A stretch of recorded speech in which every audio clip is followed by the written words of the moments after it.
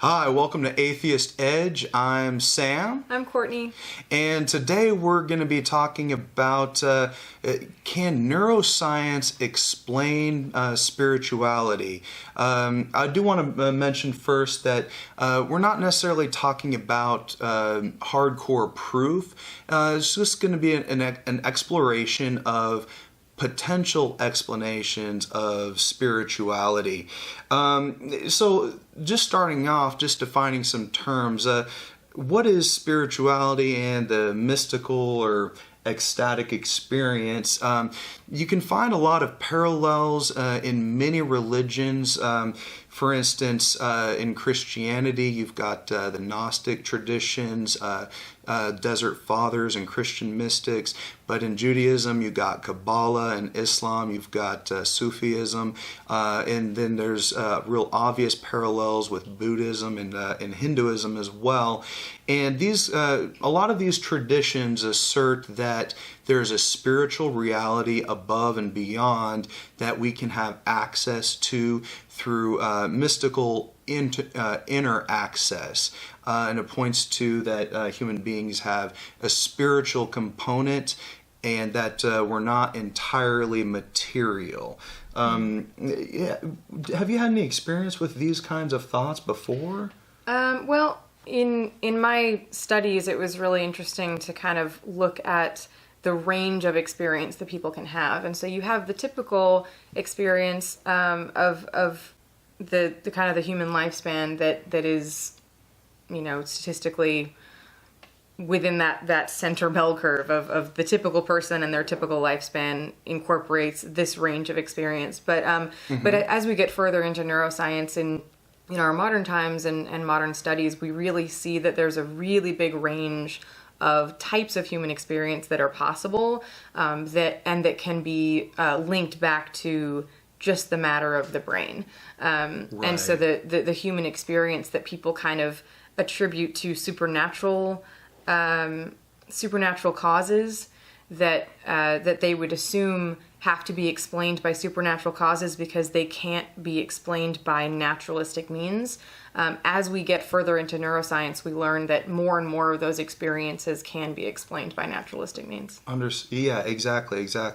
And in my experience, in my research on this, it seems that the core of this really goes back to Plato and the idea of the forms, that there's an ideal reality that's in the stars. It's above our natural experience.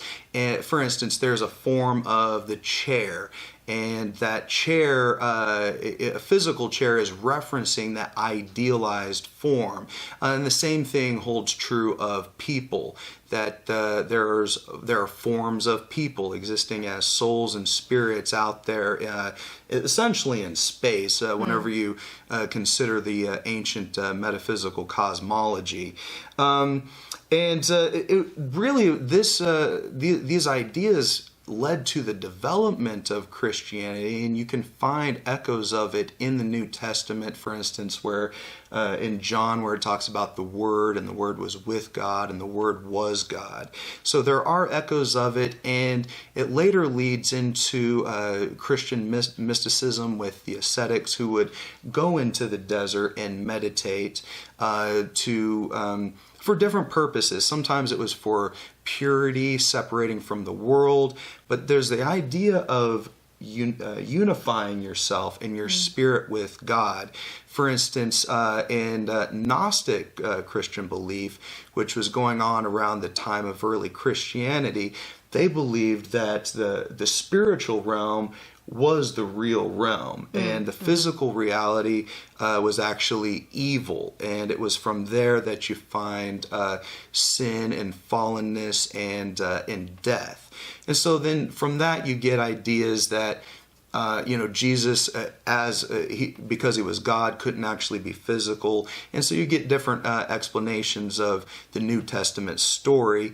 And early Christians argued back and forth. There were different segments of Christianity that would make just about every possible variety of claims there, that Jesus was entirely man, or Jesus was entirely God, or that Jesus was somehow a mixture of the two.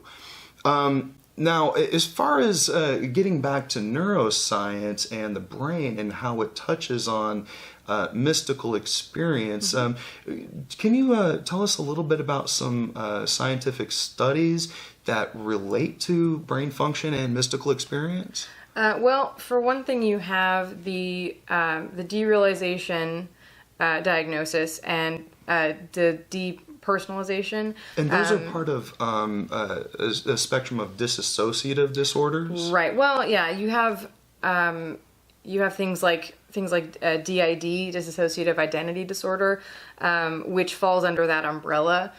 So for example, is a result of extreme child abuse that's very consistent over time, and that is so extreme that the psyche can't handle taking in that trauma, and so it has to split into very separate personalities in order to take on that trauma kind of as a group. And there is debate, of course, over the legitimacy of that diagnosis and things like that, but there are things that point to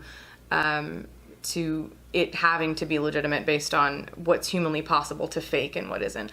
But so further over within that umbrella of dissociative disorder, you have these states of mind that can be created where you feel like you're outside of your body, or that your body parts aren't your own, or that they're larger or smaller than they're supposed to be. And that relates to depersonalization. Right. And what's important about that is that you can have a diagnosis of that condition to where it's going to be more consistent over time, and it is impeding on your functionality as a human being. But if you have a singular episode of something like that, then it doesn't make you diagnosed with it, but it just makes you kind of part of that human experience. So a lot of, and that's the same thing with a lot of diagnoses with psychology, is that you have a diagnosis established when something that happens to a lot of people here and there, if it happens to you a lot of the time and across situations and across time, then these things would be diagnosed based on causing you distress and affecting your functionality and being very consistent and more prevalent and consistent than the average person. So to illustrate it a little more clearly, like for instance with anxiety, everybody experiences anxiousness or feelings of worry, but to become a disorder, it's a constant, ever-pervasive thing. And same thing with depression. You know, people can get sad over things here and there, but it doesn't become a full-blown mental disorder until it becomes clear it's a functioning of the brain or a misfunctioning in this particular instance. Right. And so you would say a similar thing is going on with the experiences of depersonalization and derealization. Right. So with depersonalization, you have if you have a disorder, then that's kind of separate from what we're talking about, really, because it's a much smaller minority. But what about there was an article that talked about 50% of human beings experience one way or the other this type of experience. And so what I'm kind of demonstrating with that is depersonalization being as a result of other naturalistic things like feeling outside of your body as a result of meditation, or drug use, or having some sort of extreme experience that will cause that sensation. And that is a lot more common than a disorder. And so that and derealization is where you have a disassociation with the reality outside of you. So it can be a distrust of what you're seeing as being real. And that certainly happens through meditation and especially drug use, and also extreme situations where you might have.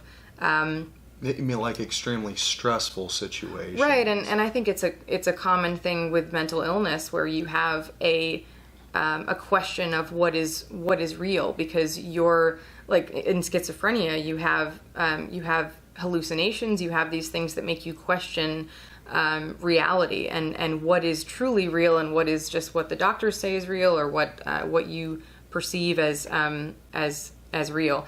And they talked about that in things like The Matrix. You have this idea of Right. of our human perception and all of our sensations and all of our five senses. If all of those senses are kind of hooked into this delusion, then is it real? Is it not? And how can we discern that? But so these disorders, as a impeding on functionality, I think those can cause a attribution to supernatural causes, because it makes you question what is agreed upon in the natural world and what isn't. And if you have kind of a layman understanding of science or of studies, then you really have no choice then to attribute them to what your experience is and what you've heard about. And what interests me about these two particular psychological states, depersonalization and derealization, is how similar they were in their descriptions to certain kinds of mystical states or mystically revealed information. You already touched on it earlier, talking about the Matrix, but the idea that reality is an illusion. And now we're starting to see videos of reality as a simulation, and just questioning the nature of reality itself. And historically, I think these ideas came about from the psychological experience. It was the functioning of the brain and what was going on. Maybe they were experiencing stress. And I'm not saying that these people had full-blown dissociative disorders, but they would have these common experiences of depersonalization or derealization, and they would consider these to be profound experiences and extrapolate mystical thought and doctrines and teachings from that. For instance, with depersonalization, you get a sense that you yourself are not real. Right. But earlier when we were talking, you'd mentioned sometimes you would have that just even doing like yoga, for like stretching and breathing. And even kind of coming out of a meditative state, you can really feel like you can't feel your body, or that when you open your eyes, you kind of realize that you weren't really aware, say where your arm was in space, that you could have moved it and not really realized kind of where it was or where it was going, which is really, it's really strange, but it is extremely common, and it's something that you can create at home or in a lab, and you can kind of experience that for yourself. And so it's like in the absence of modern technology, in the past 20, 25 years, or maybe a little bit more than that, we're able to get into the brain and study a bit more of what's going on. But you rewind 1,000 years, 2,000 years, you've got no common explanation for it except for the mystical traditions. And my theory is that many people who would become laymen within these spiritual traditions would have an individual or isolated experience of depersonalization or derealization, spread out. It wouldn't be a constant thing. Maybe they didn't have a full-blown dissociative disorder, but when they would hear these ideas within a mystical tradition, they would feel that resonate with them because, I'd had this experience before. Right. And then maybe those who became the full-on mystical teachers, some of the most highly regarded, maybe Buddha, different teachers like that, maybe they had dissociative disorders. I don't know. I can't say. I've never met Buddha. We don't have any brain scans going back. But it's possible that those who were regarded as the leaders of these mystical movements had some sort of dissociative disorder or had schizophrenia, stress, and anxiety, creating these continual mindsets of derealization or depersonalization. So another example that I found was this sense that a lot of religious people have of experiencing the presence of another being, kind of an ominous sort of force that, you know, if you're like alone in a room, you might experience feeling somebody there, and you see that with like paranormal testaments, I guess, and then claims of channeling as well. Right, and so one way that neuroscience kind of touches on that is the invention of what's called the God helmet, which is a device that kind of has electrodes that will put an electric shock into your brain at a certain point in your brain. And what it does is if you put this on, you can be alone in a room and feel very strongly that there's a sense of a person being next to you or behind you or somewhere in the room.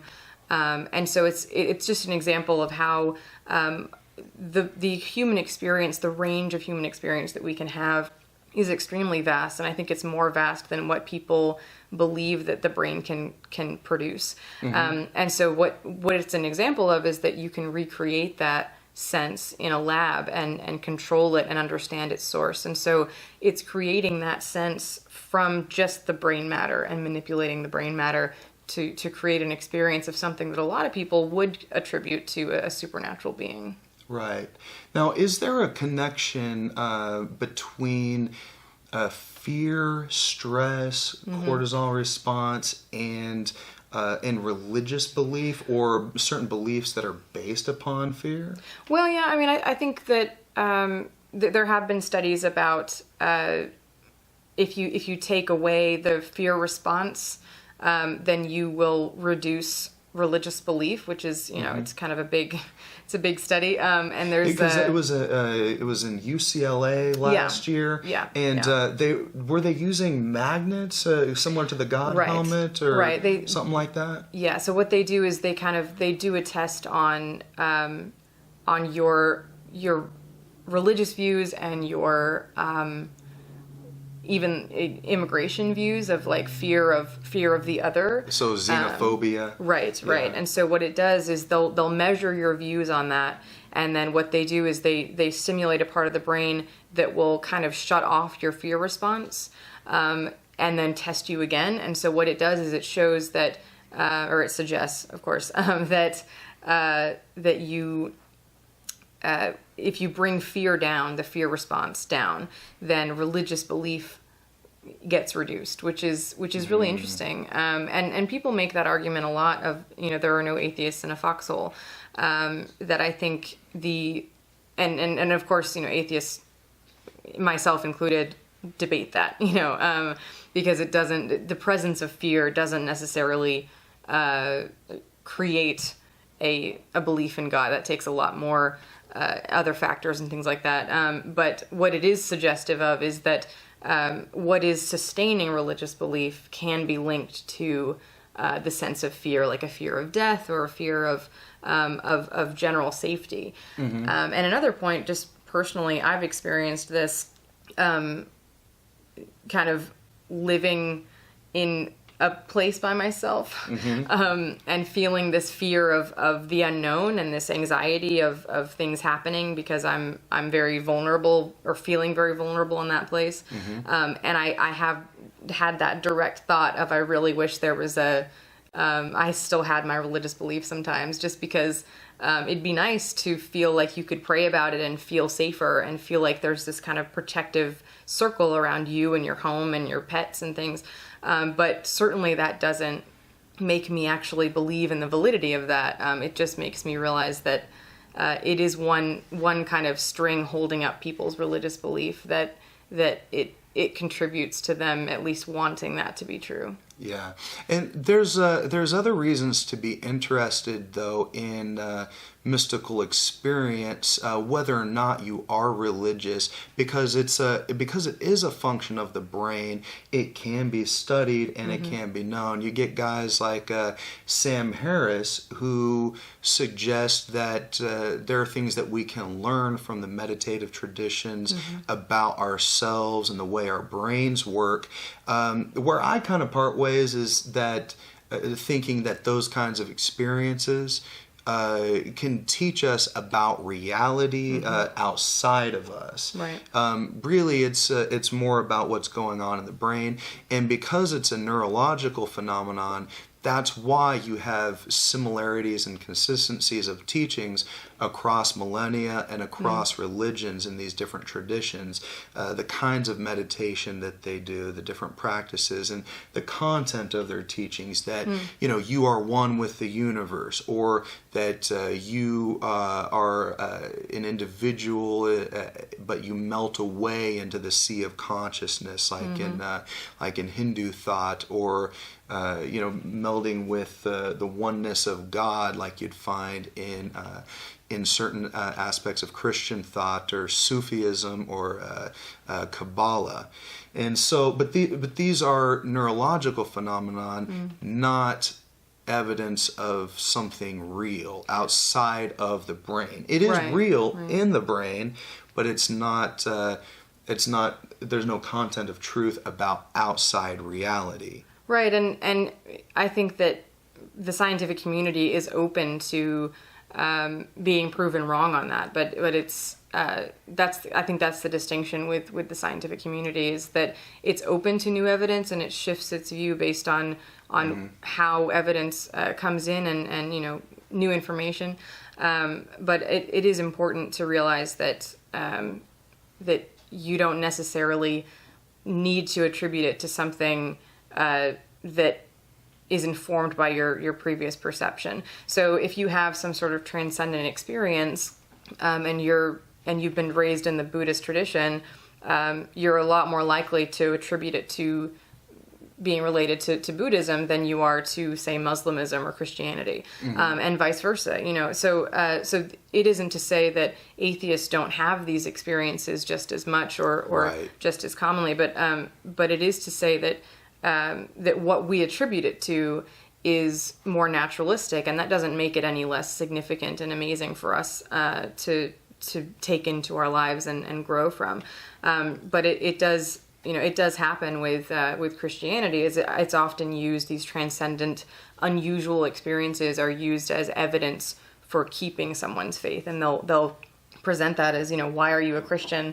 Well, I had an experience of God. God spoke to me. Right. I heard His voice. He guided me down this path, and they'll have a very specific experience that really emboldened their certainty of the legitimacy of their faith.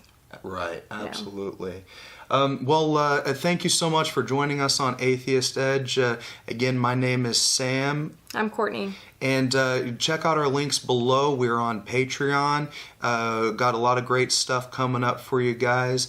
Check us out next time. Cheers.